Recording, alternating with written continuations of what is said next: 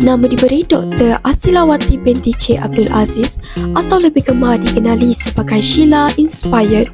Beliau berasal daripada Kota Baru, Kelantan dan lahir pada tanggal 28 hari bulan 8, 1980. Anak cantik Kelantan ini juga mempunyai 2 adik-beradik di mana beliau adalah anak sulung. Pada tahun 2004, beliau merupakan pelajar ijazah sarjana muda seni persembahan iaitu seni layar dan kepujian di UiTM. Beliau juga merupakan pemegang Master Komunikasi dalam bidang pengajian skrin di USM pada tahun 2006. Seterusnya, pada tahun 2020, beliau juga telah berjaya menamatkan PhD dalam bidang pengajian skrin di USM. Dr. Asilawati telah menamatkan zaman bujangnya dan dikurniakan 4 orang cahaya mata. Beliau juga berkongsi kegembiraan di atas kejayaan beliau baru-baru ini setelah berjaya menamatkan segulung diploma pasca siswasah dalam bidang pendidikan. Assalamualaikum warga UUM dan panel jemputan. Sebelum saya memperkenalkan ahli panel kita pada hari ini, izinkan saya untuk mengupas terlebih dahulu tajuk kita pada hari ini. Tajuk kita pada hari ini ialah pengalaman bekerja di UUM.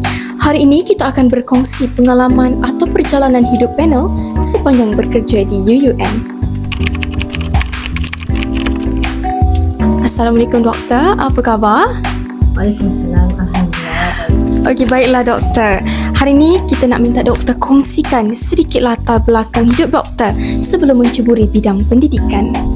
Okey, sebelum saya menceburi bidang pendidikan, saya merupakan seorang editor di Metro-Wave International Group pada tahun 2006 selepas saya habis belajar di UiTM, dan selepas tu saya freelance di Sulam Prisma Sdn Bhd sebagai AMP, Advertising, Marketing and Production.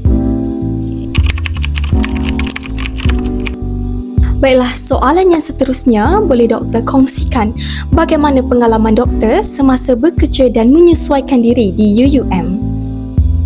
Okay, Alhamdulillah, selepas saya bekerja sebagai freelance di Sulam Prisma dan saya melaporkan diri sebagai tutor di UUM pada tahun 2007, saya mengajar di bahagian kursus periklanan lah, bersama Puan Nurin dan juga Cik Suraida, Puan Zawridah, dalam majorin dalam kursus periklanan.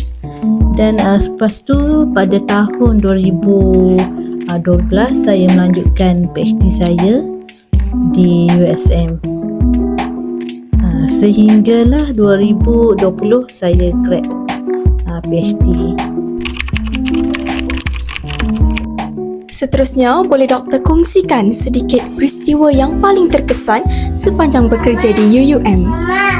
Alhamdulillah, saya seronok mengajar di UUM ni. Alhamdulillah. Sebab environment dia hijau. Kan? Saya lebih suka macam ketenangan, kehijauan, dan pelajar masa tu pun bagus-bagus dan sangat berminat dalam bidang penyiaran, broadcasting dan juga iklan dan juga journalism. Dan pengalaman yang paling saya terkesan adalah apabila saya pitching dengan pelajar saya untuk menghasilkan sebuah PSA pada ketika itu, dan kami brainstorm bersama dan saya mengeluarkan saya punya idea dan saudara-saudara saya mengeluarkan dia punya idea. Last kali kami pilih satu idea, mereka memilih idea saya untuk diproduksikan, untuk dijadikan PSA. Dan kami shooting sama-sama satu tim dengan semua pelajar majoring periklanan, dan saya rasa itulah momen yang paling menarik dengan student saya. Tanpa melengahkan waktu, kita teruskan dengan soalan keempat. Jika diberi peluang untuk kembali ke masa lalu, ada apa-apa perkara atau peristiwa yang doktor nak ubah? Jika ya, mungkin doktor boleh kongsikan. Jika tanya soalan tu macam pada saya rasa tidak apa yang saya nak ubah masa lalu. Kerana bagi saya, saya akan teruskan hidup saya yang sekarang, dan mungkin juga saya akan ubah apa yang sekarang ni untuk kebaikan masa hadapan. Itu bagi saya yang penting. Kalau masa lalu yang dah lepas tu, itu biarkan berlalu, dan apa yang kita berasa macam kegagalan pada Masa lepas. masa lepas tu, saya akan ubah pada masa sekarang untuk demi kebaikan masa depan. Kita teruskan dengan soalan, bagaimana jam kerja di UUM semasa doktor bekerja di UUM, dan adakah doktor mendapat bonus jika bekerja lebih waktu? Mungkin boleh kongsikan. Okey, terima kasih dengan soalan. Mengenai jam kerja, kami kalau sebagai staf akademik, kami tidak ada satu jam kerja yang ditetapkan. Contohnya 8 jam kerja, tak. Kami staf akademik adalah fleksibel time. Fleksibel time maksudnya kami boleh bekerja di menyambung kerja di rumah. Dan tidak ada bonus, tidak ada gaji lebih masa, itu tak ada. Kalau kami bekerja pada hari bekerja, mungkin ada urusan pada hari Ahad, Sabtu ataupun Jumaat, kami boleh apply untuk cuti ganti. Maksudnya doktor ada cuti ganti lah untuk Jumaat atau Sabtu. Kalau bonus tu tak ada. Baiklah, itulah sedikit perkongsian. Kita akan teruskan dengan soalan yang ke-6. Baiklah, saya teruskan dengan soalan yang ke-6. Boleh saya tahu pekerjaan doktor kini, adakah ianya minat dari sejak lahir ataupun minat yang dibina? Pekerjaan saya sekarang ni bukanlah minat sejak lahir. Sejak lahir tu, daripada kecil tu saya memang dibesarkan dengan menonton filem masa tahun 80-an, 90-an. So influence filem tu untuk saya jadi karakter minat kepada badan beruniform polis. Sebab masa tu saya macam influence saya banyak sangat tengok cerita Jackie Chan kot, cerita polis tu kan, dan Jet Li dan sebagainya lah. Minat pada tentera, polis dan sebagainya. Tapi bila dah besar tu, bila dah masuk tingkatan dan memilih kursus-kursus untuk kita pelajari, masa tu minat saya berubah kepada seni, bidang seni lah, muzik. Bila saya masuk kelas muzik, family saya hantar saya belajar instrumen untuk kelas muzik, dan family saya juga hantar untuk saya belajar melukis. Banyak dalam bidang seni lah. Bila dah masuk tingkatan 6 tu, saya ambil tingkatan 6, saya terus bila nak apply universiti tu, saya terus apply untuk ijazah jana muda seni persembahan dalam bracket seni layar. Masa tu saya ingat seni layar memang di belakang tabir.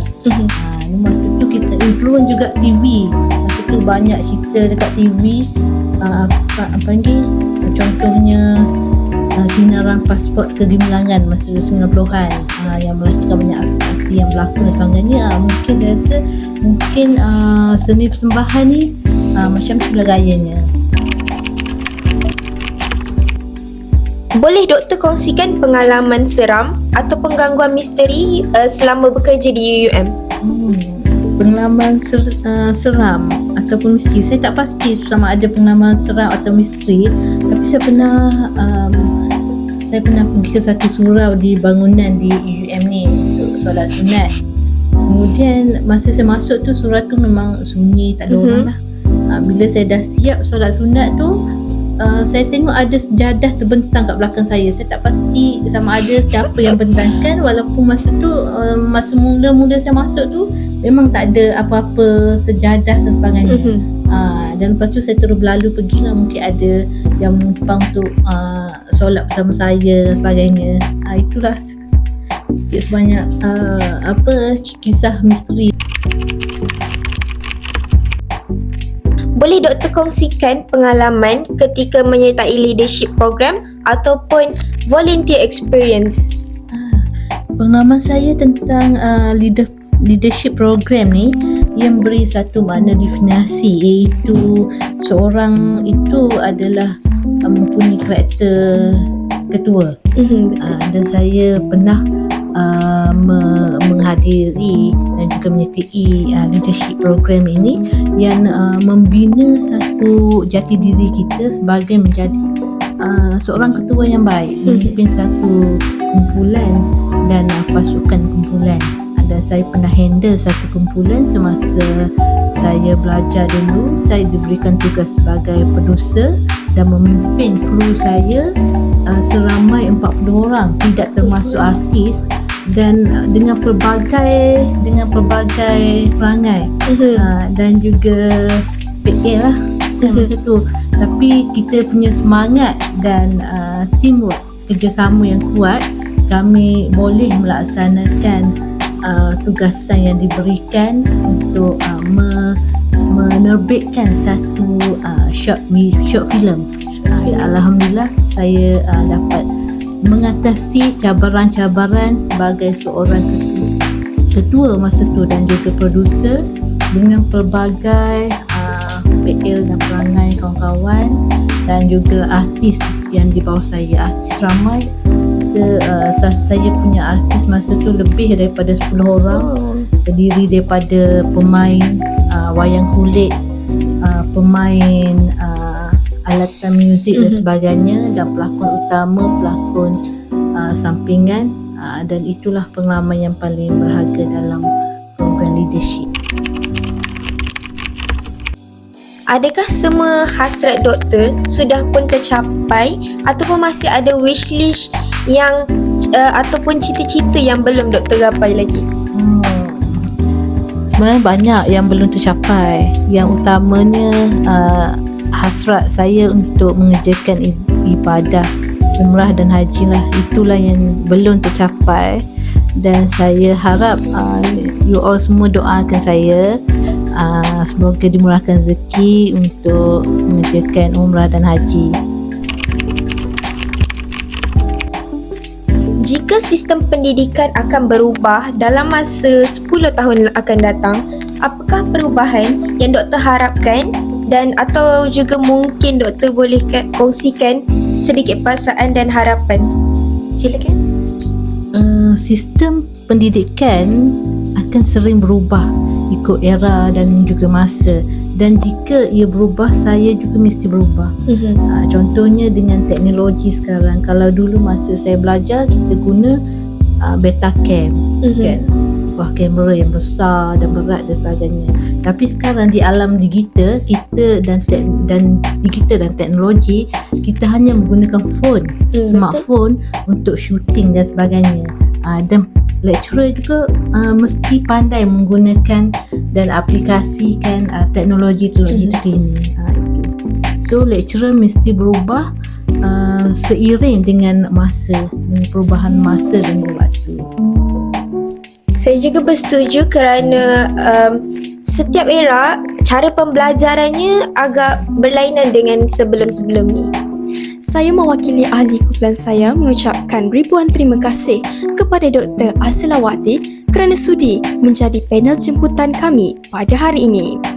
Dengan perkongsian pengalaman bekerja di UUM, kami ucapkan sekian terima kasih